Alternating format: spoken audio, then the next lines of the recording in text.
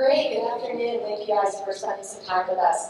I'm Sheri Bachstein. I'm the CEO of the Weather Company. We're the parent company for the Weather Channel brand, which you might be familiar with. And I'm here today with DeCicco from Mindshare and Aaron Sobol from Unilever. And we're here to talk about some work that actually hasn't been talked about before, so brand new.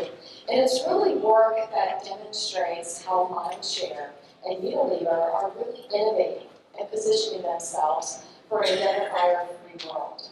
It's work that also looks at personalization and privacy and how those two can coexist together, which is really a good thing.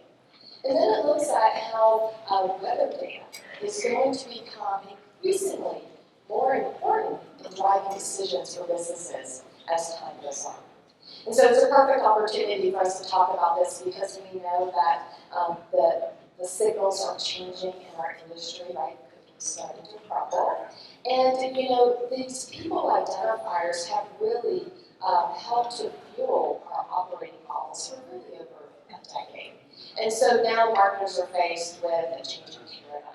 And so we're going to share how Unilever and Mindshare are really leading the way here in taking and combining artificial intelligence, data science, and durable data signals to not only strategize, but to really then activate and optimize creative and media confidently without those traditional identifiers.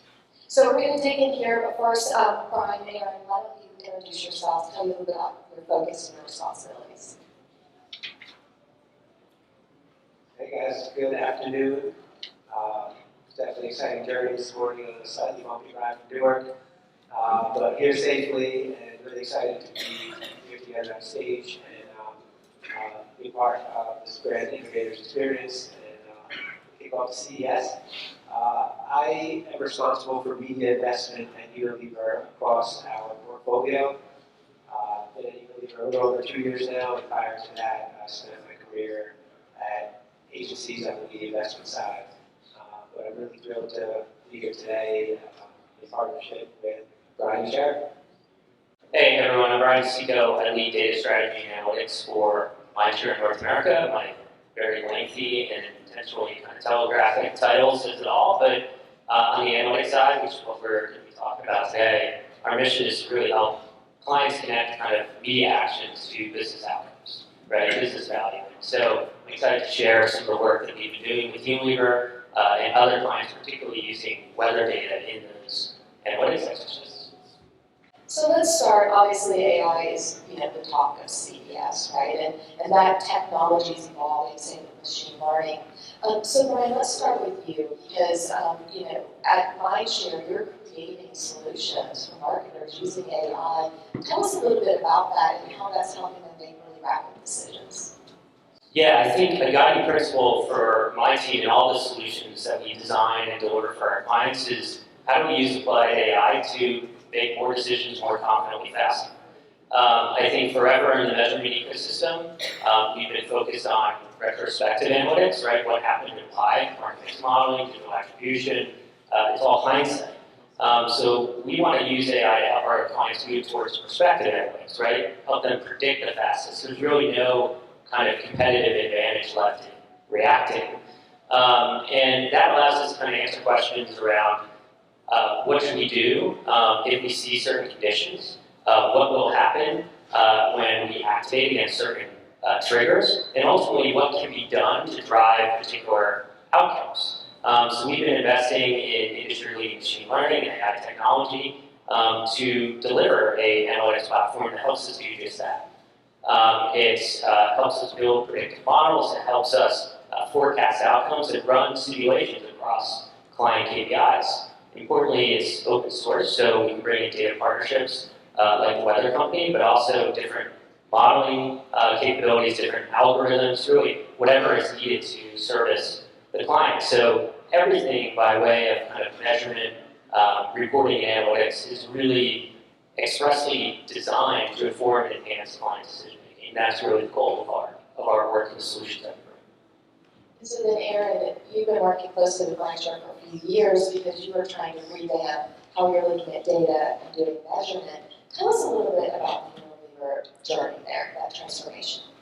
Sure thing. So definitely the transformation has been a journey, but it's been exciting because we learned a lot. I think the spirit of what we're trying to accomplish is to be able to move faster, move more at the speed of the digital environment that we're working and operating in, human beings are consuming, so content and entertainment and everything. And like Brian was saying, like we don't want to be in such a reactionary situation. We want to be positioned for success, by leaning in. And I think the transformation that we've been going through is to be able to get more information more consistently on a faster cadence. So, the days of waiting perhaps a year plus for information and then make decisions for the next year are over, right? And now we just need to be able to take this learning and make it more bespoke to our businesses, right? So Unilever is a giant portfolio, but we're really comprised of 5 business units in the U.S. And globally, and that's really centered around our personal care business, our beauty and well-being business, our nutrition, ice cream, and home care. So while we want to take in all this information, the outcome must be bespoke solutions with really smart strategy and the ability to pivot if we see things are working, we can optimize that way or turn certain things off. So it's definitely, like we say the word agile a lot. I think everybody, that's a buzzword in the industry, but we are trying to be, increase our strength in, moving with speed and being more agile. You could say we're trying to increase our athleticism a bit, how we optimize our plans in the labor market and how we plan for the future. So it's really exciting, and we're working on this. Things change. We're in it today. This week was the big press release about the ending of the cookie rumbling after years, and most of it happened in 3 months or 6 months. So we're not sitting in an environment where things are going to stay stagnant. So I think the spirit of this is that we can evolve and improve better. So I think that's really important, being nimble as we are, really refactoring the advertising ecosystem.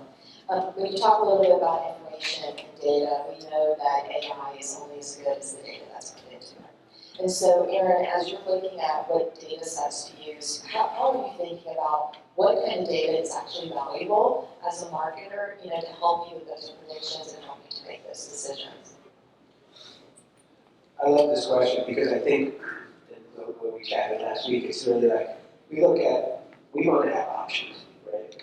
And there are many sources of data, and it is our responsibility to find what is the highest quality, what works best for our business, what can help us scale. And so I really think it comes down to a variety of sources of data, first party, second party, third party, all is important. Thinking about the demise of some of the third party stuff, what third party data synthesis that could be very impactful in the future. So we're open-minded, and I think we need to look at a variety of sources all the time, so not all the bread doesn't go in one basket saying, I think when I started Unilever, the whole class of 2022 was about the aggressive growth or requirements from first party data. Still incredibly important, but if you only have first party data strategy, you could be left behind. And thinking about it in the spirit of where we are today, sitting on weather data, it's like, wow, we talk about how weather's the original influencer, right? And our livelihood is actually very influenced by weather. And that's something that maybe isn't top of mind with a lot of planning strategy considerations. So I think there might be some obvious data sources that are not being tapped into as much as they could be, but it really comes down to making sure that you're not stuck on any one source, and you're really open-minded to see what works. You got to test and learn. Well, since you brought up weather data, that's good, Aaron. So, the 3 companies here, Weather Company, Unilever, and Mindshare, recently we started on a partnership, a proof of concept where we were looking at taking your data, combined with weather data and AI, can it improve performance, right? So, Brian, why don't we start with you? Tell us a little bit about that partnership and about that work, and what were some of the interesting findings? Yeah. So, I'm really excited to talk about this because I don't think anyone is using weather data signals, let alone contextual data, quite like the way that we intend to do it. I think we have an opportunity to create kind of new competitive advantage for data for a company like Unilever. I think one of the things as we think about the deprecation of cookies and the erosion of people-based identifiers is what kind of durable, scalable, universal signals are there that we can key off of to inform media activation, creative optimization. So really what we did with this partnership was the intention was to demonstrate a couple things. First was to demonstrate that one, we could, first off, that weather was highly correlated in a causal relationship with sales across a variety of categories, particularly CPG.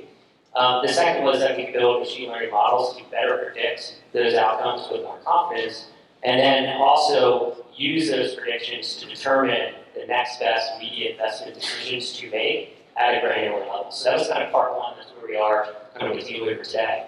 And I think with that, then where we want to go with this is actually, okay, we believe that we can stitch additional insights, whether they be consumer behaviors, whether they be contextual signals, to those validated weather triggers, and then actually introduce weather as an addressable signal in custom algorithms that we use to not only activate media, but actually personalize creative messaging in the absence of cookies, or rather in place of cookies. So, the partnership was central to building kind of the data model needed to do this analysis.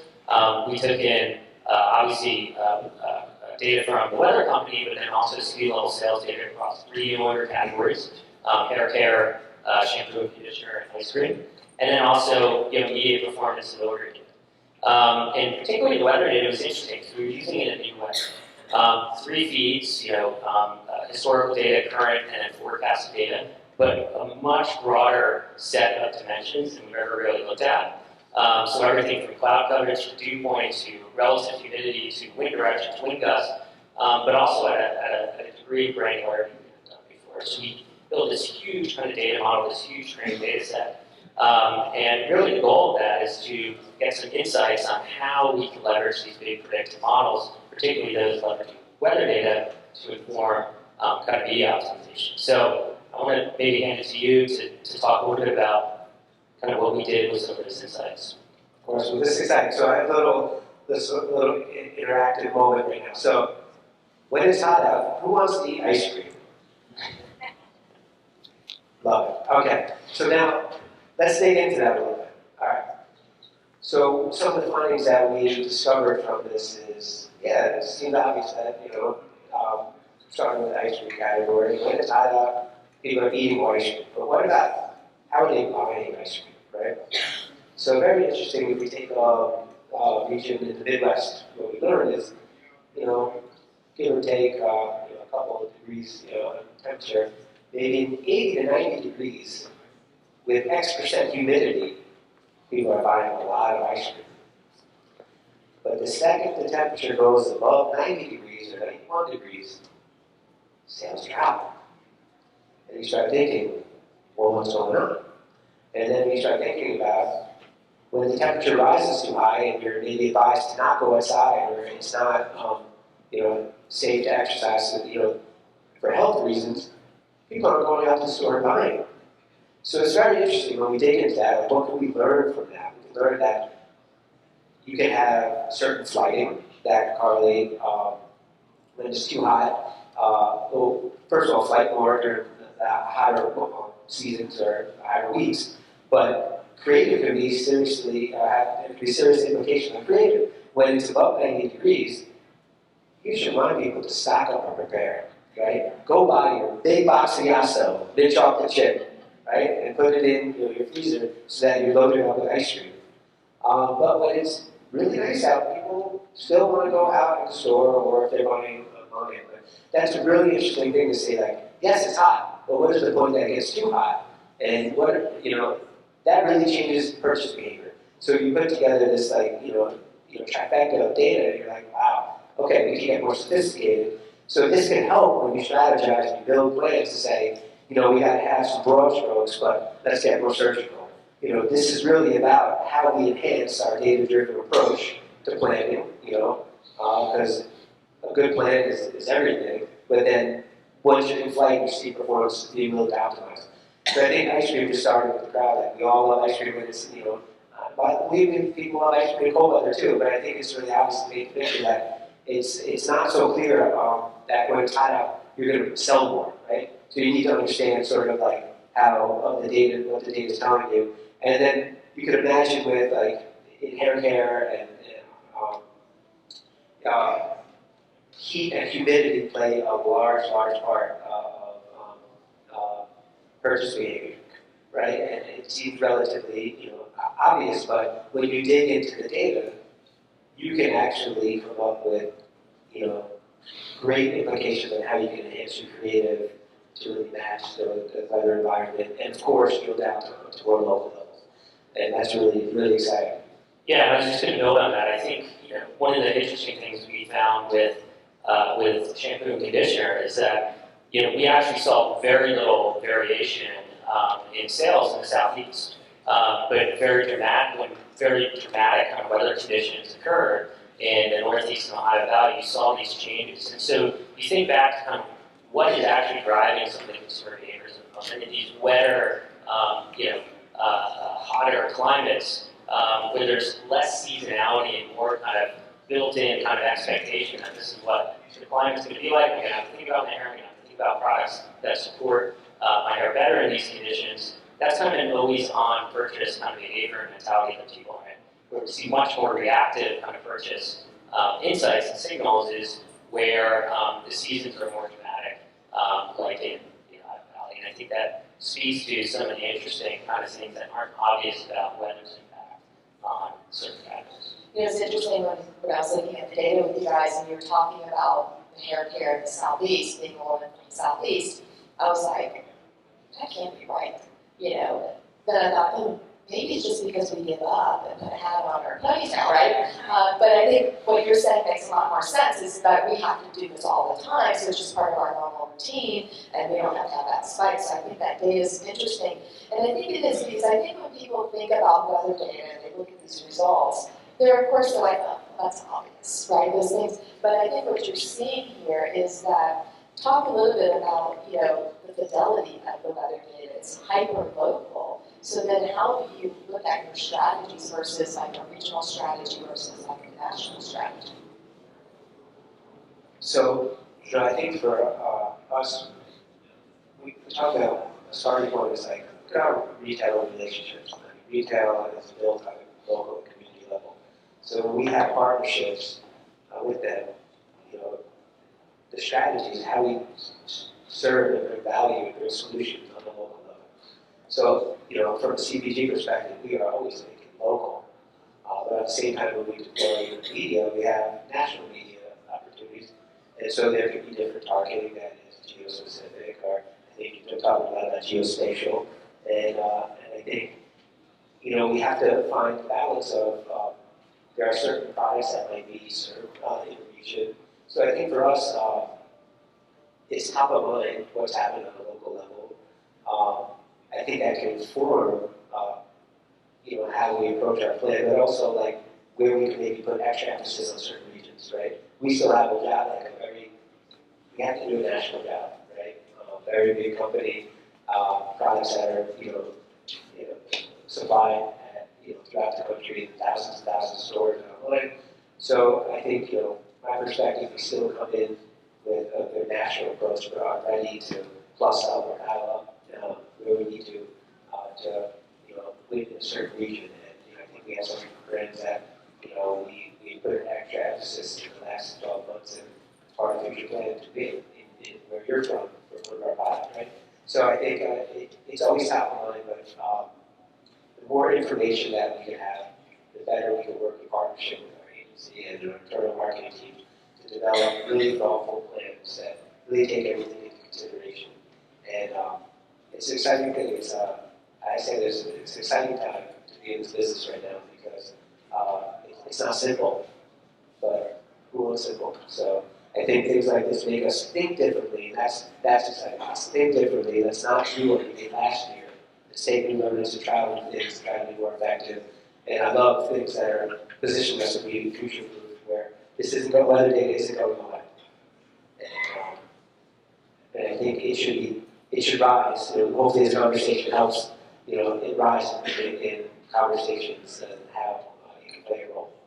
I think, weather data is not going away, but I think what's really important is the changes in our climate are making our weather patterns very erratic, right? And so companies can't predict, some of these scenarios that are happening. Fortunately, we can forecast it.